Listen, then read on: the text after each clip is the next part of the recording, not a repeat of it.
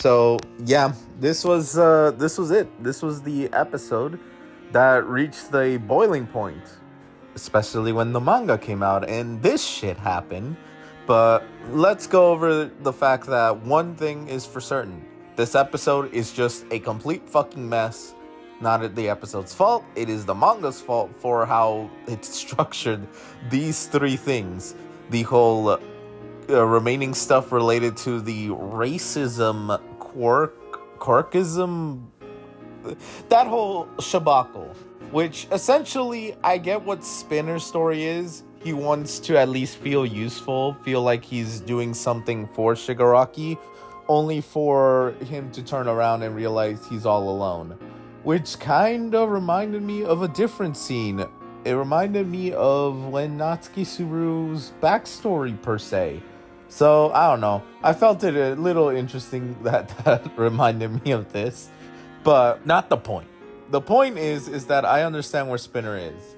He's constantly the weakest of the group. He's the one that hasn't been able to do, well, anything. Because all he really is just a cosplayer, since he's just cosplaying Stain, the hero killer.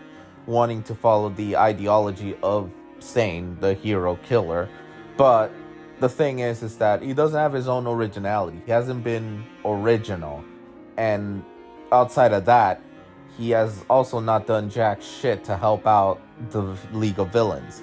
He's more just like the grunt person who just so happens to be main character status. I guess main character status is still pushing it, but it fits where I'm going with this.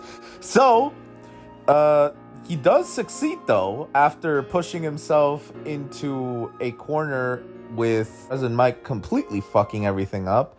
But as he manages to get there and fail at first, but then his determination is a reminder that him and Shigaraki are friends, and showing us some flashbacks related to stuff that we've never seen before with them bonding of video games, which, by the way, that's still pretty fucking dope. That's what helps him get Kurogiri up, and yeah, it fucks up the entirety of the matchups. And also essentially extends the fuck out of this final arc even longer than what it probably would have been had this not happened. Now, I want to cover something related to the whole racism stuff. I get what the author was trying to do here. However, I'd like to point out that this is so fucking tone deaf. Let's bring them to light, and until they're ashamed of what they're doing, we must keep shining that light. It's like, you dumbass author. This isn't the character's fault. Now this is the author's fault.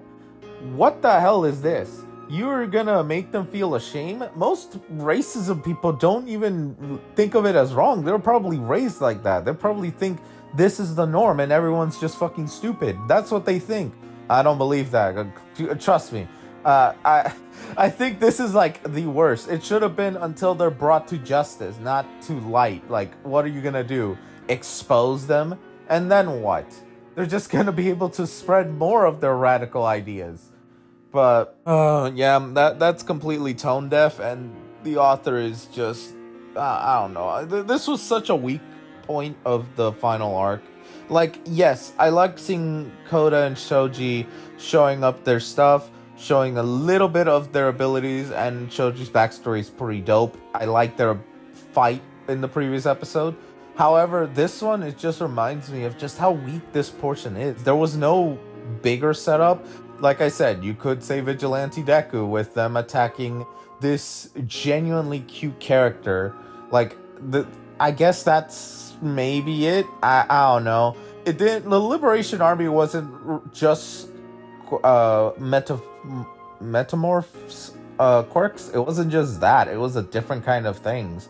So that kind of annoys the shit out of me that this isn't setup. This is just saying that this one isolated incident that genuinely was stupid from the start is the so-called setup to this little portion. I don't know. It is genuinely fucking stupid. But moving on, like I said, Kurogiri awakening and starting to move people to different points of the battlefield is what completely genuinely fucks up the entirety of how things were going, how things were kind of being smooth in a sense. But yeah, so with Kurogiri starting to move things around, let's just cover Dabi. I don't like Bakugo. I can admit his growth, but I absolutely fucking hate Dabi. He genuinely is a piece of shit, and I like that they definitely are like, he should be at this point burning to a crisp because his body was designated as an ice user, as someone who's resistant to ice. So how the fuck is someone like that able to resist fire? Which is supposed to be a tease on something in the future, which I'm not going to cover until we get to it. So I'll just say this. It's just plot convenience at this point that he's survived this long. Because, once again, this ability should have knocked the shit out of him. He shouldn't have been able to copy Shoto's thing out of fucking thin air. But whatever. That's a rant for a different day. And then we have the stuff with Toga. Now, Toga, I like that her thing is that she's kind of being pushed into a corner because she really is one of the villains that can't hold her own in a big fight, similar to Dabi and Shigaraki.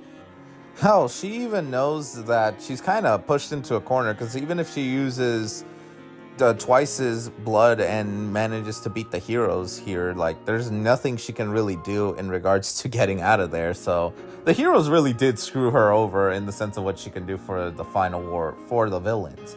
However, she kind of just says fuck it, and at first she actually saves Froppy. Like, it's genuinely interesting how that happens, because an attack kind of happens with one of the Nomu attacking Froppy, and then you have Toga here has Froppy just deciding to save her first before turning into Twice and doing the Sad Man's Parade.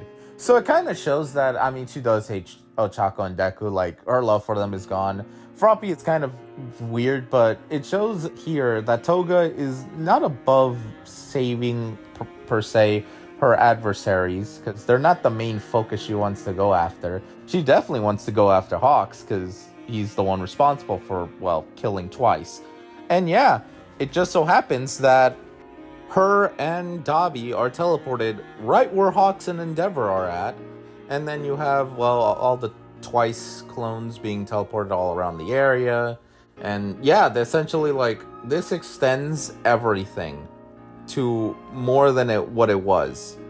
So, and then Hawks, look, remember this. Remember this moment for the future, everyone, especially anime onlys.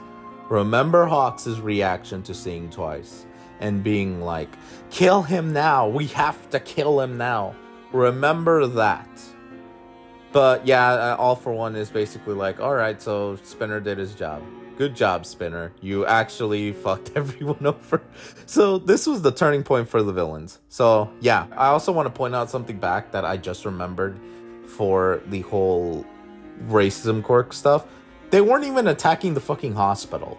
They were just following Spinner, and they happened to turn their heads to the left, I believe, and see all the doctors there, and it kind of just convinced them, like, oh, we're fucking up, I guess. But it's like, you guys weren't even destroying anything. You just got into the hospital. The whole point was to get Kurogiri. It wasn't to attack the hospital. Now, if they were attacking the hospital and seeing a bunch of injured patients or something like that, I can buy this crap.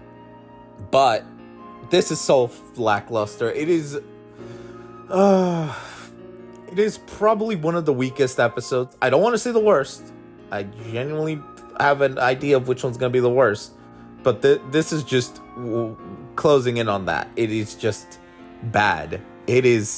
Animation is still good, but this is just bad in so many levels of story-wise. I don't know what to think. Look, I'm probably going to get shit for this, but 4 out of 10. I don't know. Like, it started really strong, and then this big fuckery just, I don't know.